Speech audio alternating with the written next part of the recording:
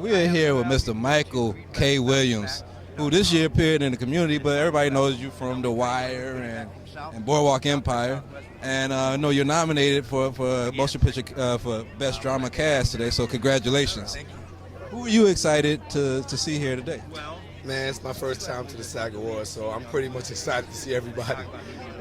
Yeah. I know we caught up with you at the Emmys, and I know you say you also like Game of Thrones. So when you're in a show and you're going up against a show you love, I mean, do you root for both of them, or you just really want to take home that? You know, normally I'm rooting for my show, but I love Game of Thrones and the cast. Man, it's such cool people. It was like if they would have won, I'd have been just as excited as if we would have won. Now tell me about breaking down stereotypes. Here you are, a black man. You broke down so many stereotypes in the Wire and in that role, and now you're playing like such diverse roles with the Community and Boardwalk. I know you got two movies, Snitch and Suspect, coming up. How have you been able to find all these different opportunities that's portraying you as an actor in different lights? You know, it's not so much I'm finding them; they're finding me. You know, I've been very fortunate in the roles I've been called to portray, and now that I have somewhat of a standard, it's my responsibility to adhere to it and not to get too greedy or to go after the money per se. And I'm just grateful, man. How does a Brooklyn kid find himself here on the red carpet at SAG Awards? I mean, how big a dream is this come true for you? Man, you have no idea. First of all, I'm happy to be alive. The fact that I'm here is like cherry on the cake, you know what I mean? I don't know how I got here, but I know one thing. I'm a rider till the wheels fall off. Keep doing that, man. Enjoy your night tonight. Good luck.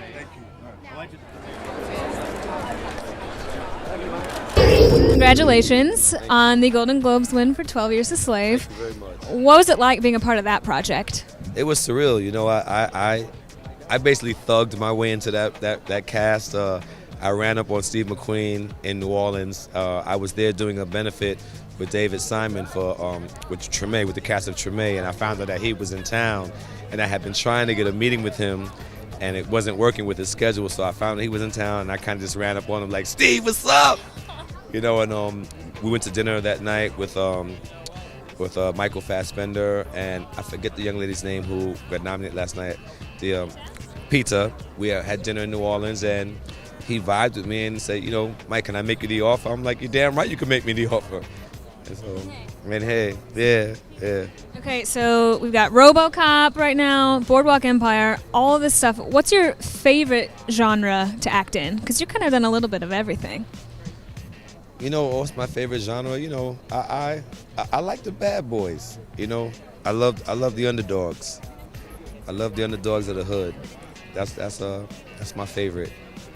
Okay, now can we get some B-roll of the outfit? Tell me a little bit about your personal style, because I'm liking it. Oh, well, people always ask me who dressed you, and I'm like, I'm a grown man. I dress myself. But the blazer is by Alexander Nash, and the shirt and the sneakers and the pants are Givenchy. Thank you. So what can we be looking for from you in the future? What are you working on right now? Well, I have RoboCop coming out on the 12th, I believe. I have a film with Jeremy Renner called Kill the Messenger. I have another film with Joaquin Phoenix called Inherit Vice. And I'm going to be working on a small film about the life and times of a musician, a very famous musician. I'm not going to say his name just yet, but we start production on that as soon as the 5th and final season of Boardwalk is done. We can't get the sneak peek at all? Not even a hint? African-American, prominent, classic musician. Okay, as long as we get the first interview once it comes out. Okay, we got that? Absolutely. You've had such a diverse acting career already, from playing homosexual gangster in The Wire and doing Boardwalk, and now I hear there's a rumor you might be doing another great part after Boardwalk Empire. How have you chosen all these great parts for your career? These parts choose me right now. If it feels right, if it pulls me, I just gravitate to it. That's all. How would it feel to get ensemble cast with 12 years after it's got Best Picture, and then also for Boardwalk? Well, how would that feel? It would feel great. We walk around with my fist full tonight. You know? We're gonna keep pulling for you, my brother. I'm putting up $2.5 million.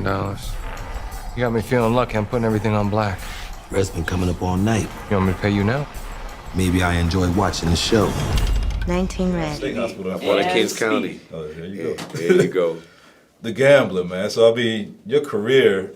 It seems like you put it all on the line for your career. Have you thought about that as sort of like a gamble for you to like play these roles and stuff that you play? You already know, man. I mean, it's been a gamble for me from day one playing Omar. You know, Because that could have went either way. Yeah, I could have went either way. You know, and the grace of God, man. You know, shine. I had the blessing, and it paid off. You know, and I'm here today.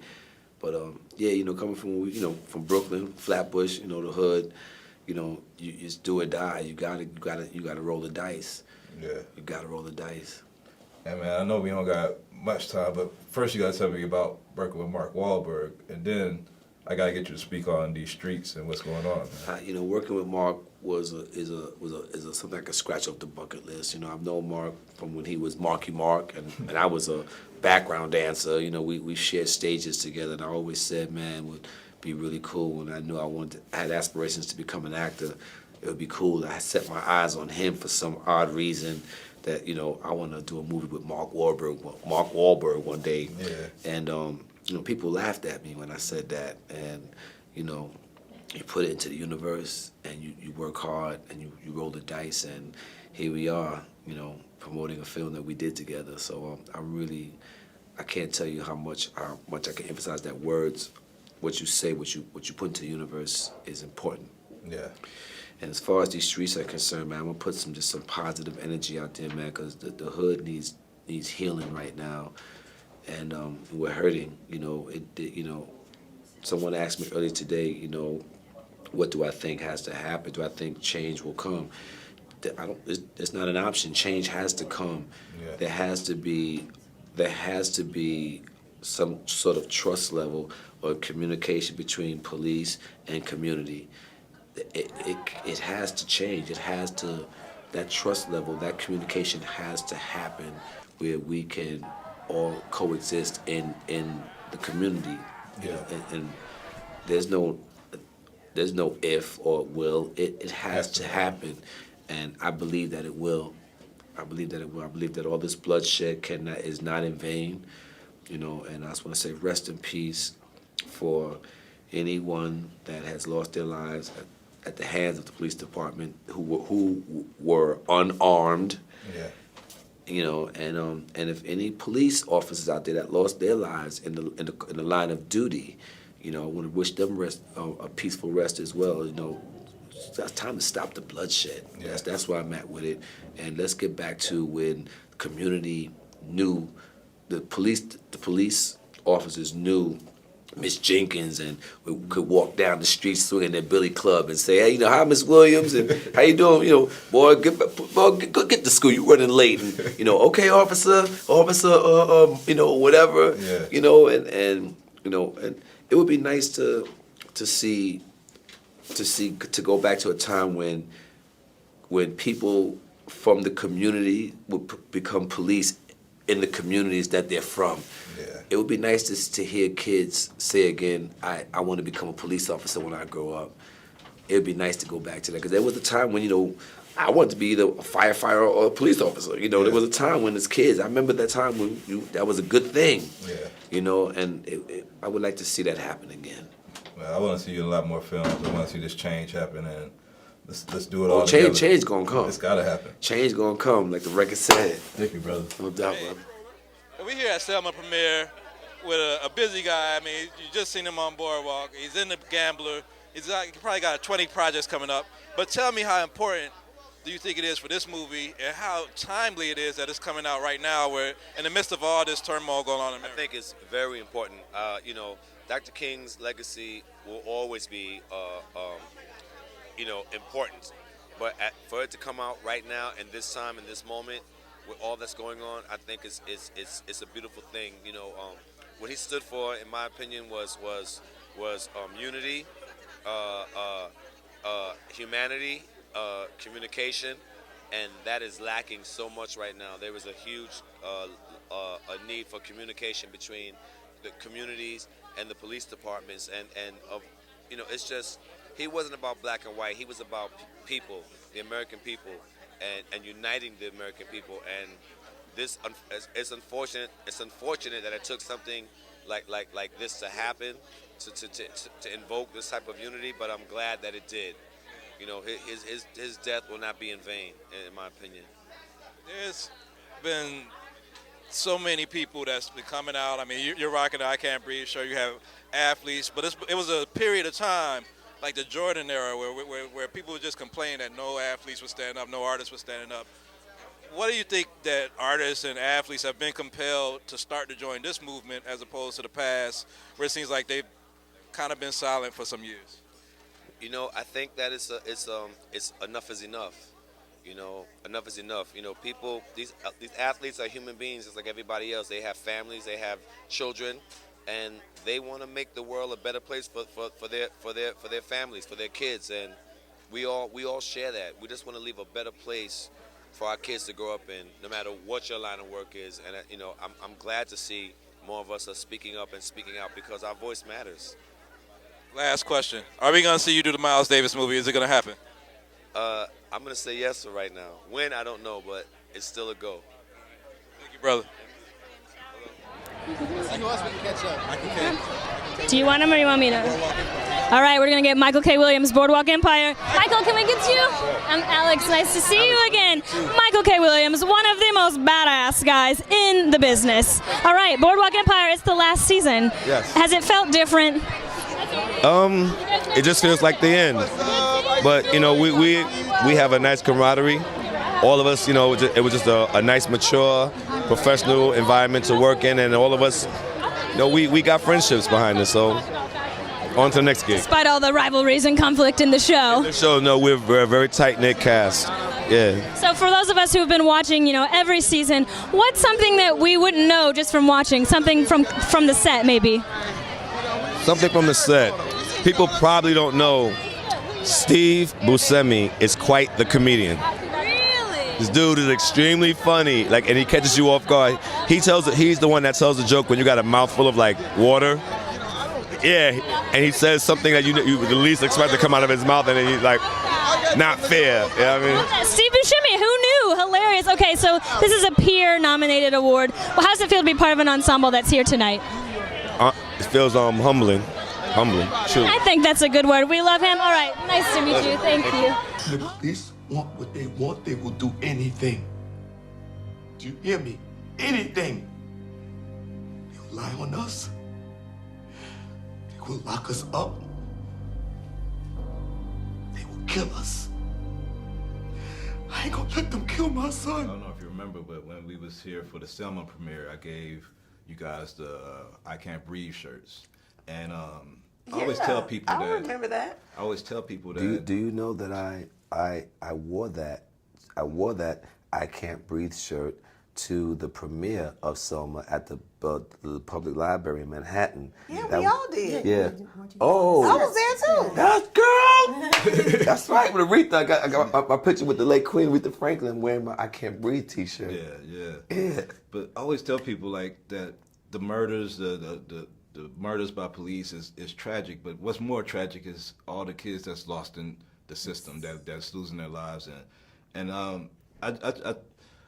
what can we do? I mean, I know it's like an impossible question, but what can we do as a people right now to effect change? Question. It's not. That's the question that needs to be asked and answered. It would be my wish for at least my community to watch this, but when they watch this, get angry, but then let that anger turn into questions and education. Like what Marsha said earlier, that could have easily have been my family. My mom would have probably made some of the same exact choices that those families made in that time, had I been in that situation. Right now, today, I don't know all of my rights, exactly what can happen. I know at least to know I need a lawyer. So for me, I would hope that the community watch this, get angry, but start to ask questions, start to make people accountable. We have to have accountability. What the police department did, it was dead wrong, right? That they have to have accountability, but we have to make them accountable. And the way we do that is by showing up, making our voices matter. As corny as it sounds, voting, showing up to our community meetings, our town hall meetings, and making our voices heard when something is wrong in our community. And the last thing I would like to see is the worst disservice we can do these men for what they survived is by making this a dialogue of us against them, meaning the community against the police department. You know, that will fail miserably, right? It won't work. We have to get back to what the vision of community policing looks like. We have to find that, and we have to fight for that. That is our right, and that is our responsibility. I also think that we have to bear one another's burdens. Because sometimes, you know, people don't, if it's not a problem for you, you just look at it from afar. Now, I don't have anybody in my family who's been in the system like this. I haven't experienced, I don't have one jail visit under my belt. But the one thing I will tell you is that because I'm forever changed by this piece of art and this particular narrative, I then said, how can I be of service? So the first thing I did was to join the Innocence Project and become an ambassador to lend my voice and my platform for those who've been wrongfully convicted. Because there, but for the grace of God, go any of us. Yeah, it's a great project. I think it deserves, I mean, just not so y'all just get nice and dresses and suits and walk across the carpet. This is because it just needs to be highlighted and remembered in this period of time. So thank you guys for your performance. I know we didn't get to talk much. I hope we get to talk on the carpet tonight, but keep doing your thing. We'll keep on watching. Man. Thank you. Thank you. Thank you. Thank you. Mike, you hired? Come on, man. Come on, Brooklyn, Mike. Come on, man. We're the only folks out here. When they see us, we were hoping that they would stop. All right, we got to stop. Don't make me feel bad. Yeah, no, I don't want to make you feel bad. Actually, you look terrific. Thank you, and sister. we're always, talking about women. Who's dressing you? Because the guys are bringing it. Tonight I'm in Bertelli. Head to toe, and it's all about the shoes. The shoes were designed back in 1960 for Andy Warhol, so they call these the Andes. Oh, and man. they kind of really love these. These are my favorites tonight. Oh, wow. Well, you were so amazing. You always are amazing. But this particular story, how does it make you feel to know that you've been a part of telling a big part of history, the nudity? This means everything to me when they see us being a part of this. For the simple fact that, I'm a black man from New York City. I'm born and raised there. I was very, very alive when this happened. And, although the narrative in my household was something's not adding up, all we had to go on was the news. They telling us, they admitted to it, they must have been guilty. So to be here 30 years later and being a part of their narrative and the telling of their truth, as a New Yorker, I'm very proud, and I'm happy for them that they're being heard on such a level. And I'm so glad you were part of telling that story. You always bring it. Thank you. Thank you, sister. Thank you. Good evening, bro. Look sharp, bro. Like that blue.